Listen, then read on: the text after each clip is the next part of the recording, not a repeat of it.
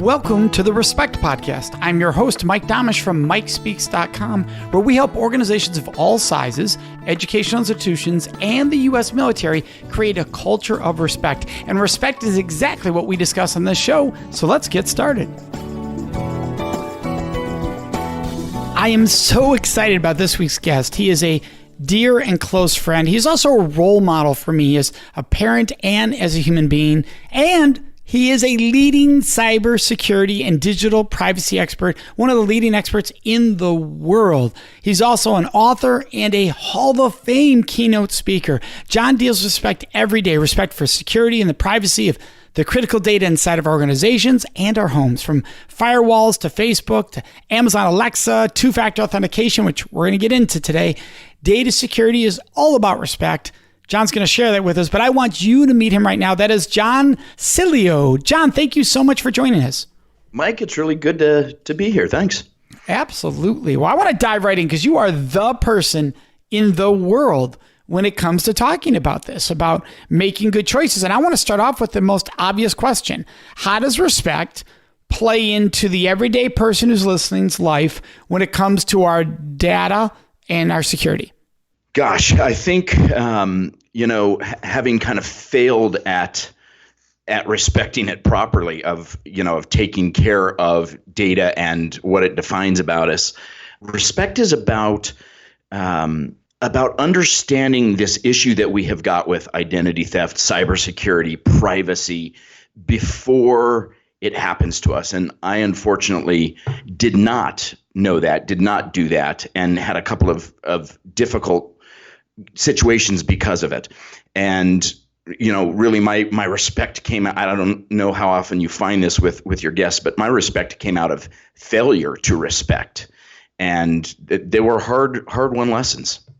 Well, and let's go there, John, because for those listeners who haven't heard you before with me, it's an incredibly powerful story. So can you back up and give people what lesson you're referring to? What happened that made you look at your entire data in your life completely differently? Yeah, so it's kind of a two-part story quickly. One is way back in the time when we used to still throw out our trash and documents, physically throw it out without shredding it. I did exactly that after a real estate purchase, buying a new home, and threw out copies, I guess, of the mortgage documents. And a woman, Rosemary Serrano, went and rummaged through our garbage, pulled out everything she needed to steal my identity, my social, banking information, etc. And she actually bought a home across country in Boca Raton, Florida. We live in Denver. Bought a home in my name and on my credit, and then spent down our bank account and defaulted on the loan and left me with bankruptcy in essence. And that was kind of the first brush that I had with, hey, this stuff is, this can take literally your life savings away. It took hundreds of hours of recovery. It was embarrassing.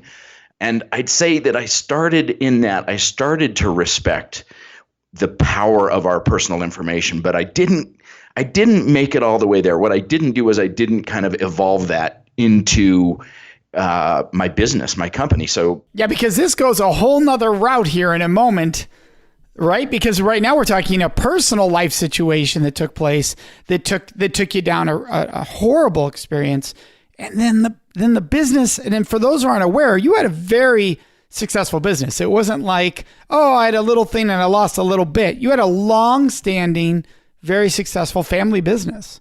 Yeah, it was a family business that because it was a computer company and that was dying at the time because of big box stores.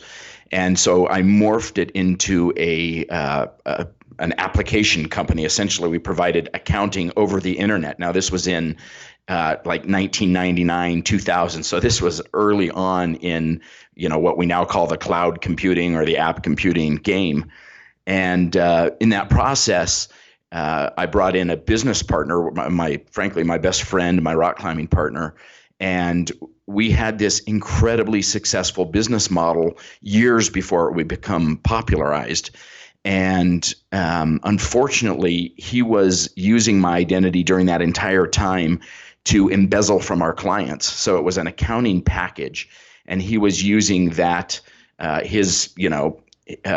identity, his access into their records to embezzle from all of our clients. So I faced the 2-year criminal trial, lost the business, essentially lost everything that I had other than my family because of a failure to respect some basic principles about who we give information to, how we trust, who we give access to in our systems and so forth.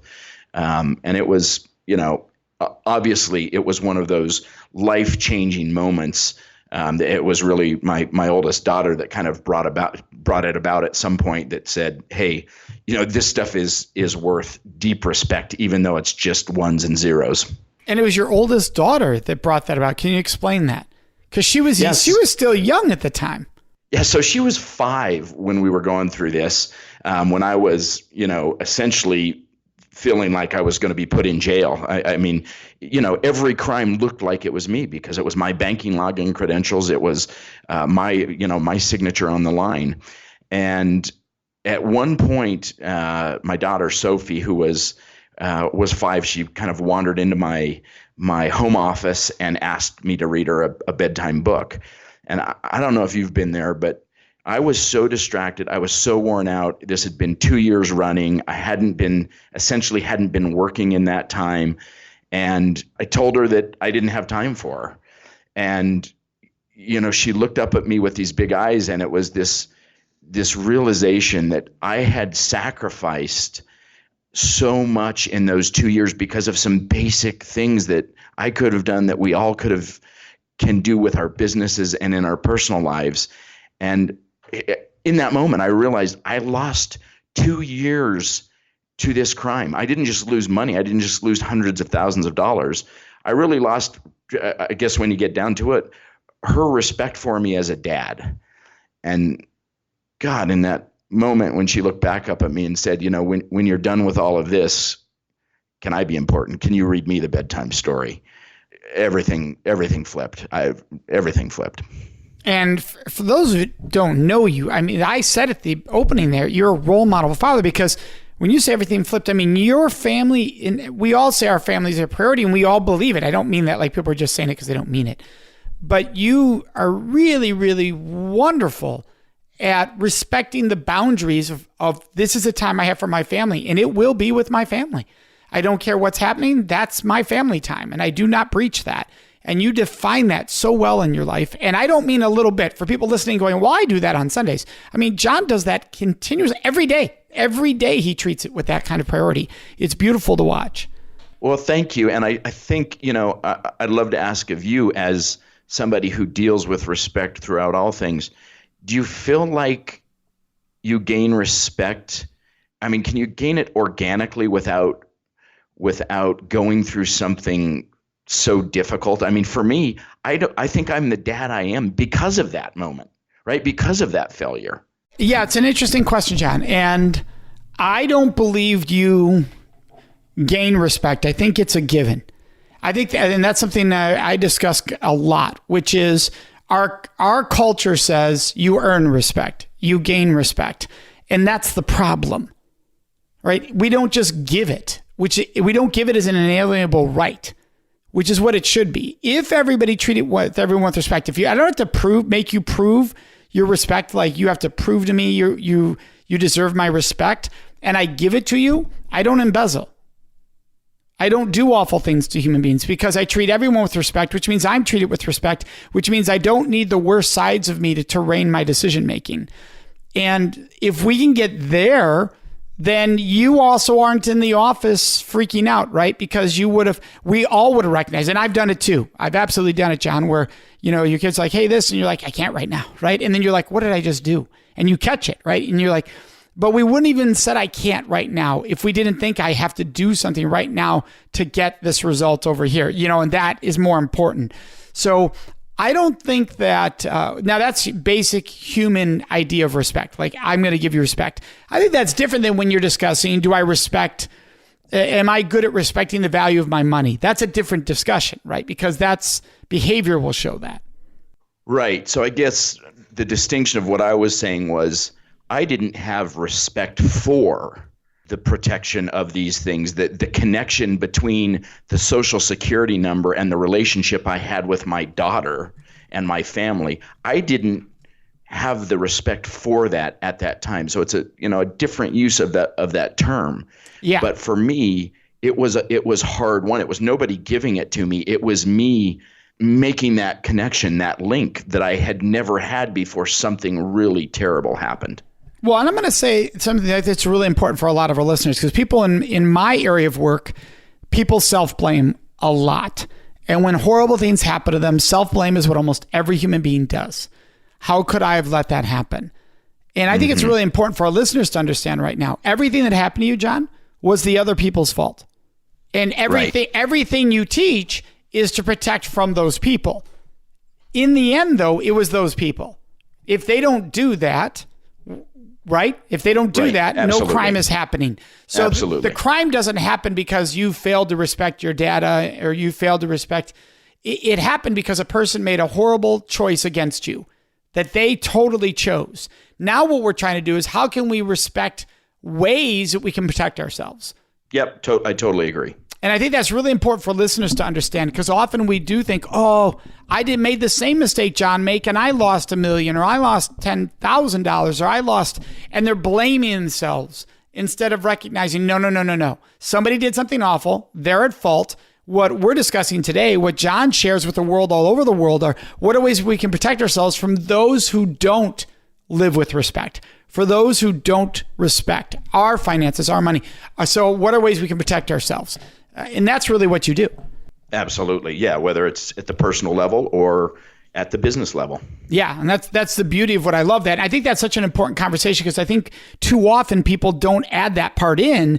And it sounds like everything happened to you, John, because you didn't do everything right. And how people can interpret that versus, no, it happened because somebody did something awful. And now John wants to help people protect themselves. You're the self-defense instructor with data. Correct. Yeah, which you're the ultimate, because you're so good at this. So I want people to be able to protect, because we do live in a culture where there is so many people out there trying to do harm right now. And there are things we can do to help protect ourselves. So what are some of those things, John, that you've mentioned that, hey, I didn't respect my finances, or I didn't respect ways to protect my data. So what are ways people now can do that? Yeah. So, I mean, it's kind of two different conversations if it's personal or in the workplace. So, personally, it's stuff that you've all heard of, right? That we know is out there. It's the taking action on it that so often doesn't happen. So, the old-fashioned example that is less relevant now, but still relevant, is, shredding your documents. When you open a piece of mail, a statement or whatever, and you throw it out, that used to be a major source of theft. Not so much anymore, because if a criminal can hack a database and get 1 million of those at a time, it's worth a lot more money for them to sell that on the dark web than it is getting it one at a time. The more modern form are just the things we do to protect our devices, the things we do to protect our computers. So you mentioned at the opening, two-factor authentication. I'm guessing that there's not many people out there at this point who don't know that you can have a secondary password sent to you by text or through an app or on a little key fob that protects your bank account, that protects your Facebook account, your Gmail account. The problem is not necessarily that people don't know that exists and is out there. They don't know why it's so strong, and they don't take the time to actually turn it on. So here's the way that, just real quickly, that two-factor authentication works. You have a password to log into your bank account.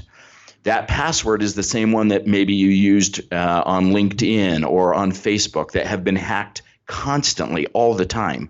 Well, the criminals go and they take your username, which is always your email address in most cases, the password that has been hacked elsewhere, and they run it through 1 million banks, and they see if they can get in.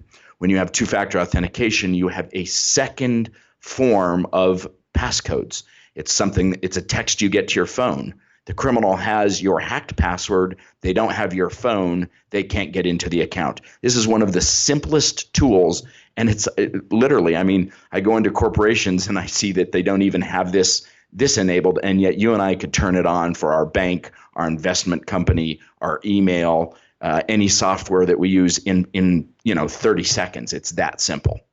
Well, yeah, and that's what a lot of people don't realize is I know many people, I've heard of it, but I'm like, we already use it. Like if you log into your bank, banks almost mandate it now. A lot of bank services do, but they don't use it on their other stuff. They don't use it, they use Dropbox to put all their files in, but they don't do two-factor authentication there. And you're like, whoa, that's access to all your data. Literally all your files are in there potentially.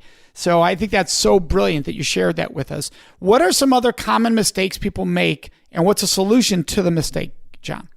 Common mistakes that people make as individuals, such a simple one that, again, it's a 15-year-old tool that still a majority of Americans don't utilize, and that's a simple credit freeze. So when Equifax goes out and loses, I don't remember what it was, 500 million accounts with, Social Security numbers and so forth, or Anthem lost, 80 million accounts. Having a credit freeze so that somebody can't go out like Rosemary Serrano did in my case, right? She bought a home using my credit profile, meaning my Social Security number. And you can lock that just like you lock your computer with a password or your front door with a lock. You can freeze your credit so that people don't get into it, so that criminals can't take out credit, buy a home, buy a boat, get a cell phone, whatever. And yet it's like 94% of Americans have not frozen that, even though their data has been breached over and over again. Well, yeah, and what a lot of people don't realize is that in the past few months, all three are available online now. It used to be that one of them you had to mail in, and they've finally caught up. So of the three credit companies, you can do it all online. You can. And it takes, so your computer needs to be secure, right? You have to have taken the steps to make sure you have a safe computer before you do that. But literally in 30 minutes time, you can take the number one protection that stops about 90% of all of the worst cases of financial identity theft with one step. And you do that for yourself, your spouse, and your kids, and you're a pretty safe family at that point. But the reality is, people are going to listen to this. They're going to think it's a great idea, and they're not going to give the respect to it and actually go and take the step, even if it's one thing that you do. That's the missing piece in terms of adopting a culture of security. Well, and that's what I love this discussion is because people don't realize that they're like, well, once I freeze it, then if I want to get a loan, I'll have to unfreeze it. How often are you getting loans? Like, how often are you buying cars on financing? For most people, they might be doing something like that once a year. You know what you do? You go online, you unfreeze for the time frame you need. Could be a week, could be a month. We have to do it with if you have a kid in college and you're doing financing. You just unfreeze it and you have it for a date and it goes right back to freeze. It's way easier than people realize. Yep. The time not to freeze is if you're about to do a refinance or to make a major purchase for you, where you and your spouse are co-signing. That's 6 unfreezes. That's 6 thaws that you have to do. So, if that's in your near future, hold off. But other than that, there are very few things that you wouldn't want to spend. I mean, what you're doing is, if you do it online, you can unfreeze it in about a minute and a half. Right? Yeah. So you spend 15 minutes up front, a minute and a half on the back end. And for the average American, you're protecting more than $300,000 in money, in buying power, because that's what your credit is worth. Yeah, it's so important. That's why I love you sharing this. It's awesome. Okay, so what do you think? What do you think? I know you know. What are the most common mistakes people make when it comes to the smartphone? Because if you leave your smartphone near John, you better watch out because John's going to have some fun because he knows the tricks, right? You do. So that can be a fun little game you can play, but it's a serious issue. So what is a common mistake with the smartphones? Yeah, so you're right. I love to hack into somebody's iPhone in my audience because it shows you how quickly you can get an amazing amount of data. So right there is the answer to the first part, which is that physical access. Like that is the first thing. I mean, do I want to, if I'm a hacker, can I hack it through your Wi-Fi connection? Yeah. Is it easier to just have the device itself and have the passcode? Absolutely. So, what I do in that exercise when I'm on stage is I take somebody's iPhone, right? They're at a speech on cybersecurity. They know what we're dealing with. I still get the iPhone out of their hand. I get enough information from challenge response answers and questions by asking them in different ways. And I essentially socially engineer them out of the code to get into their phone. Once I've got the phone physically and I'm into the phone, I do a down swipe. I type in the word bank. It shows me their bank. I bring up their banking app. I've got all kinds of access then into, making a phone call as them, making a transfer as them, and so forth. And really that physical access and the giving away of answers that they think aren't related to getting into their phone, that's kind of the first step is that thing better be on you and near you at all times because it's super powerful. Well, and this is a mistake you'll see teenagers make, is they'll let their friends have their passcodes to use their phone, right? And suddenly their friend's posting stuff as them they don't want posted, and they think, oh, it's funny and all. But that friend could share that password with somebody else when you're not around, and they might not just be doing silly things with the phone. They could do harmful things with the phone. Yeah, we all think it's silly or fun or lighthearted at the start, and then you have something happen like that, and and you've sat on juries where you're testifying about how a normal situation turns bad, and it's the same way here that somebody sends they sext from the phone or whatever, and quickly you're in hot water, and it's very difficult to prove that it was not you. That the presumption is it's your phone, it was your text. Yeah. Well, so now what about social media and the sharing of data on social media? So before we go there, I want to go back once because I only answered the first part on the smartphone. So the second area is the digital side of it. It's everything from having a passcode. And by the way, if you've still got a 4-digit passcode, it's eminently hackable. It's easy. So, a 6-digit numeric passcode, or even better, an alphanumeric passcode, which every smartphone out there now has alphanumeric passcode. It will automatically wipe the information if somebody, enters the wrong passcode 10 times or more. You're, of course, backing it up on your computer or in the cloud. So you've got a backup if it ever does get wiped out. Those basic things of putting in a long and strong password. Yes, maybe you attach your fingerprint to it or a facial scan so that it's convenient and that you use it.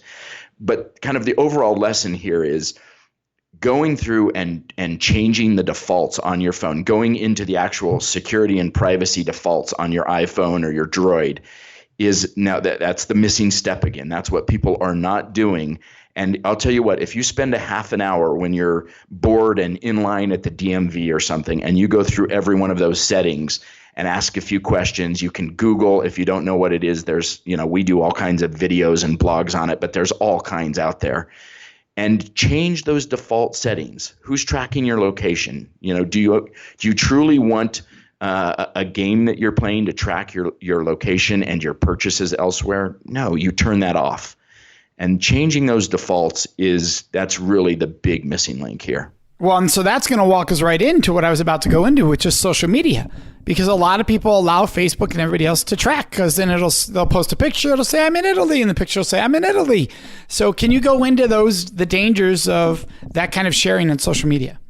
You can, and actually, depending on the platform you're on, some of them make it rather easy to make changes, and we'll walk you through it. Facebook has had so much heat put on them from so many breaches that they do a pretty good job of walking through it. But let me dispel any notion that you actually have any privacy of your information at all if you're on social media. Face it, we are in a surveillance economy, right? We are. The business model of the internet is surveillance capitalism. They are collecting our information. They are sharing it, selling it, analyzing it, adding it to big data databases. That is the model of the internet. That's why you get Facebook for free, so to speak. That's why you get Instagram, or that's why Amazon Prime is so cheap. They are learning your behaviors and your habits. That's the reality. If you think that you can be on social media and not have a great deal of information about your behaviors, your patterns, and so forth shared, you're wrong. I mean, that is the business model. However, you can go in there and you can turn off who gets to see. So does it go outside of your friend group? Does it go to everyone? You cannot put your correct birth date in. I know it's not legal by Facebook's policy, but I would never put my correct information in there. I would never share. I mean, with a hometown and a birth date, I can generate your social security number. It's Carnegie Mellon built a model that does that with those two factors. But let's pause there, because I found, you and I had this discussion just a month ago personally.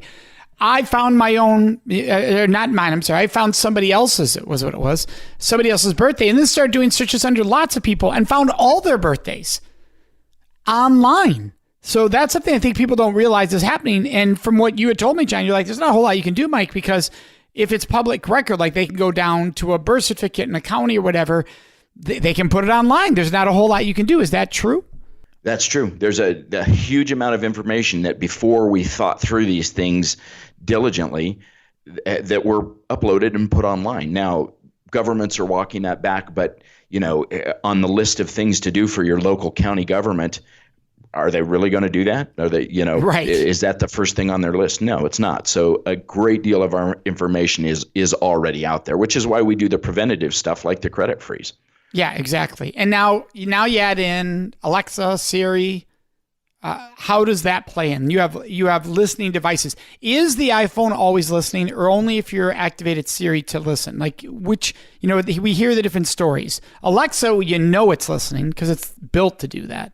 Well, if Siri weren't always listening, she wouldn't know when you say, "Hey Siri," to turn on. Right. So yes, always listening. Always recording? Not yet, but there was a really interesting research project, an article done by the New York Times not long ago, and it took a look at the patents for Alexa, for Google Home, for Siri, and what they're all going for is always on access. They want to be recording every conversation. I mean, that's why they are putting that device in your home, is so that they can be recording. Hey, these people are talking about wine. So next time they're on Amazon, I'm going to advertise that type of wine to them. That is the whole point of taking search into a digital assistant mode, is they can listen to everything, not just the words that you type into their search engine. How do you think this all plays into the concept of respect? I think it plays in to some degree. I mean, in that we are actually not giving what I would consider true consent in our privacy. We are signing up for these services and getting apps and, all of this convenience. And we think that we're giving a little bit of information, but we're giving massive amounts. And it doesn't really, in my opinion, the average user doesn't know enough to actually be consenting to what they are doing. It's kind of a blind consent. Yes, I checked the box, but I certainly didn't read the data use policy, and I don't know how they're selling and using and aggregating my information. So I would say right now we are in a period where there is not respect from the corporate aspect for our personal data. It's purely a profit motive. I agree 100%. The way we define consent in our organization is that it's mutually wanted, enthusiastically given. And those two phrases alone do not apply to most apps. It's not mutually wanted, what's being agreed on. It's actually, I guess I have to agree to this just to use the app. So they feel like I'm hesitantly consenting, which is not an ideal understanding of consent at all. It's not. So what, in your realm, what is not the answer? I mean, that's oversimplified, but where do we go? Yeah, well, and that's just it. It's what if we said to people, look, you cannot consent to this until you have to show that you've read what you're consenting to and be able to answer questions based on it. Could you imagine how that would change all this? God. It would change everything, right? So I have to read every paragraph, and after each paragraph, I can't just check a box that says I read it. I have to answer a question about what was in the paragraph. If I get it wrong, then this isn't a mutual agreement because I don't even understand the agreement. Right. right? Which there's no way to do pragmatically. I mean, in my world, there are 100-page data use policies that nobody can understand. And so you're what would checking that the box. force them to do? It forced them to cut that thing down to a page. Yeah. Because nobody would be able to do the 100 pages, right? So now suddenly they have to get way more simplistic, which means they can't use all the legal jargon to protect themselves from doing things that people don't want them doing. So that would be the game changer here. It would. And it would take legislation that's not going to happen. Right, exactly. That's the sad I hate part. to say it. Yeah. Yeah. You and I just solved all the world's security problems on apps and software. Who's going to legislate that? That is the question. And it's, for me, it's the frustrating part. I mean, do you find that in your field that there are walls that you're beating up against that are exceptionally difficult to bring down? Well, I mean, look, so the state you live in, and I won't release that for privacy reasons, but the state you live in has the worst, in my opinion, you and I have looked at it, laws when it comes to minors and sexual decision making. It's ridiculous what it has, saying that a 15-year-old can consent to being sexually active with a 24-year-old and it's okay, right? That's just insane. And then another clause that's in there that's even worse, actually. And yes, you see that and you go, who allowed that through legislation? And it was not that long ago, the legislation. So yes, we run into the same thing. So who's out there fighting for the consumer in this case when it comes to data? Is there anyone? Effectively? Not anymore. I mean, it's pretty obvious that the Consumer Financial Protection Bureau has been gutted.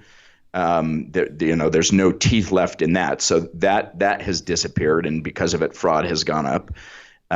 In terms of cyber legislation, really beyond California and Massachusetts, there's nobody taking an active role. There's not even a federal head of the cyber unit anymore. That person was relieved of their position, 2 years ago when the latest president took office. So it's an exceptionally difficult time for cybersecurity because there's nobody that's watching the wheel. There's nobody paying attention on the consumer side of it. That's really scary. It's really scary stuff. So it's something for everyone to listen to when you talk to your legislators saying, well, what are you going to put back in to protect us, right? I mean, that's what should be being asked right now. Absolutely. And bring back some of what we've had. And I'm not saying bring it back stuff that was just from a Democratic or an Obama administration. I'm saying stuff that was started by Republicans and Democrats and somehow has disappeared as non-important because of business lobbying, because it's better for these companies to be able to collect everything. And here's why. I mean, the stuff that I see in the back channels of government is when the organizations collect all of this information, ultimately the government gets access to it. And they love that. They love that for tracking criminals for all kinds of good reasons. They love that for determining how people will vote.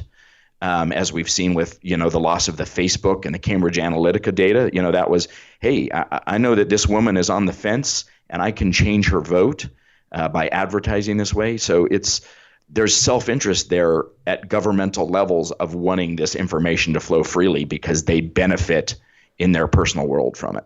So I want to make sure we get in this last question because this is so fascinating to me. I could go for hours with you. You know that, John. So I want to go to this question, though. Now people know that I can go into a private tab when I'm on any browser, whether it's Safari or Chrome, or I can go into a private tab to have privacy. And that's not going to get tracked. True or false? Well, partially true, because there's all kinds of people who are still in the midst of what you're doing. The computer that you're on, the Apple, knows where you're going. The browser itself, whoever produced that, knows where you're going. Your ISP, the person who gives internet connectivity, knows where you're going. So, yeah, I mean, does it reduce the amount? Yes. Even putting a VPN, a virtual private network, on still doesn't encrypt it to all the people who have to get you to the internet and at the other end of it. So yes, those things do. And I never want to give the sense that taking those steps don't matter. I mean, we just wrote a whole book on that topic of these privacy settings that we have on all of our devices. It's a quilt work. It's a patchwork. You have to do more than one thing in order to keep your privacy. And I wish I could say it was simple and immediate. It's not. It's like when I wish that you could buy the car and put the seatbelt on in a cyber format.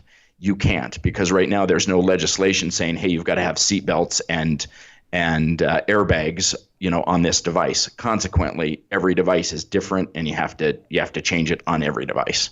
Yeah, absolutely. And I want to make sure everybody can find you. So it is Sileo, Sileo.com. That's simple. It's all going to be in our show notes along with all of John's links. But we want to make sure you also know about John's book. It's Your Data is Showing 12 Privacy Tools for the Surveillance Economy. And by the way, folks, when I say a short book, small book, quick, easy to read, this defines the concept of a small, short book, easy to read that just loads you with great information.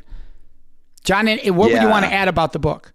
Just that, I've done my share of long books that go into detail about it. This is just the action items. Here's what you do with your Alexa. Here's what you do with Siri. Here's how you set your phone. Here's how you do two-factor authentication. Here's how you freeze your credit. It's just the meat of it, because that's what people want. They just want to solve the problem. And it's the best place for them to get the book on your website? I appreciate it when they do that because, we don't get a whole lot back from publishers and stuff when we do it through the other sources. So, yeah, it's Sileo.com directly or yourdataisshowing.com. That's a great place to get it. All right, perfect. John, thank you so much for joining me today.